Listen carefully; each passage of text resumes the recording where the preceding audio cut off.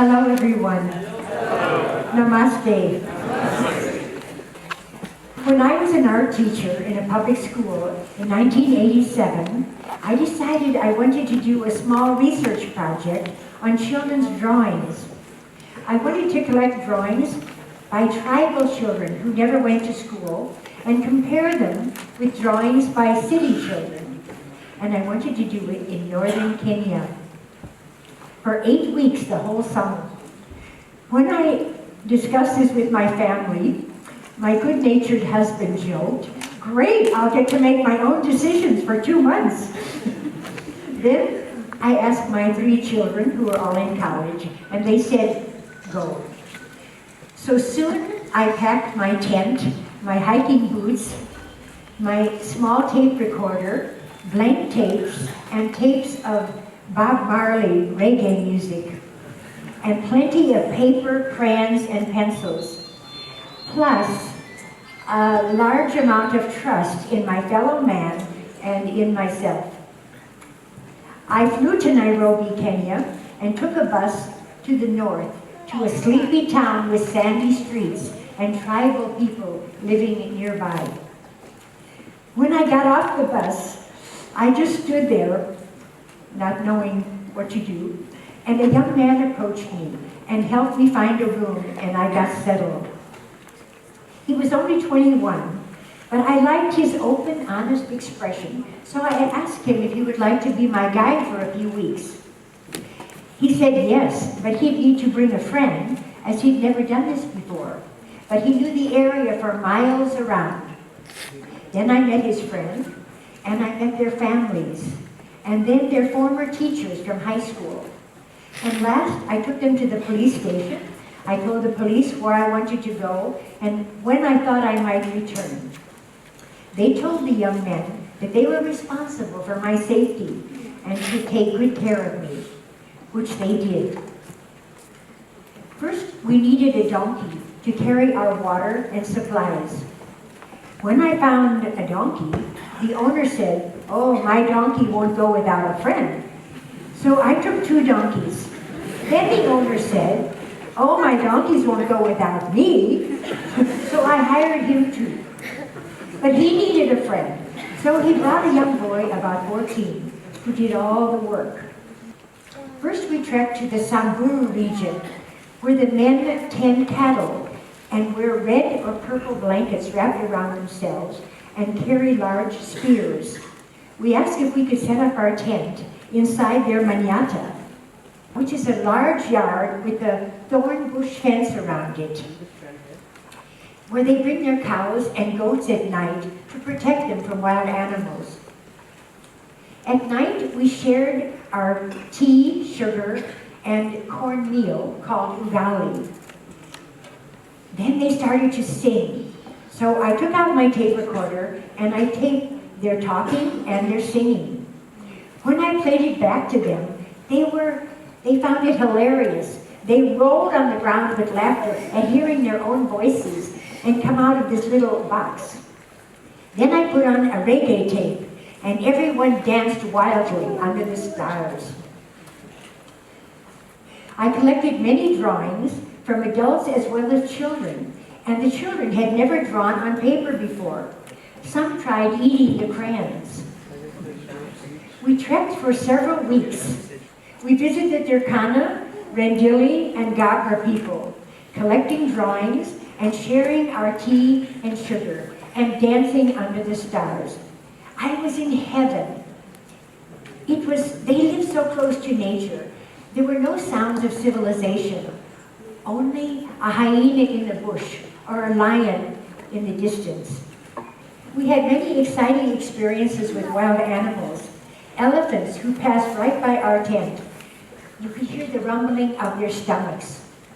When I got home, I told my husband how much I love living with traditional people, close to nature. They didn't need the comforts we had. They had their families, their cows, and their communities. Then I spent the next several summers living with people in Kenya, Tanzania, Uganda, Mali, and Namibia. This is Mali. and then I went to Namibia. This woman is not happy with her husband. In 1990, I had my most thrilling trip. I went to Irian Jaya, which is the western half of New Guinea, which is an island above Australia. I read a book about the Asmat people who lived in the jungles and the swamps of Irian Jaya. But they were former headhunters and cannibals until the 1950s. Missionaries had taught them not to fight or fear each other, but to concentrate on their art, which they could sell to the world for great profit. When I wanted to go there, so I wrote the missionaries. The missionaries told me not to come. This place was hot, humid, full of mosquitoes, malaria, and many people had not seen a white woman, and I couldn't get a permit anyway. Well, I knew I would love it, so I wrote to the author of the book, and he told me, go, just go, you'll find a way. My husband suggested I write to the government in Jakarta, Indonesia ahead of time and ask for permission. So I did. I told him I was an art teacher and I wanted to teach about these people. And I got a permit. Soon I flew in on a 4-seater missionary plane right over the jungle into Asmat. The men all looked up and all said together, "Wow, wow." I learned that was a welcome. When they found out I was a teacher and I'd come all the way from America to learn about their culture and their art, they were very happy and very protective of me.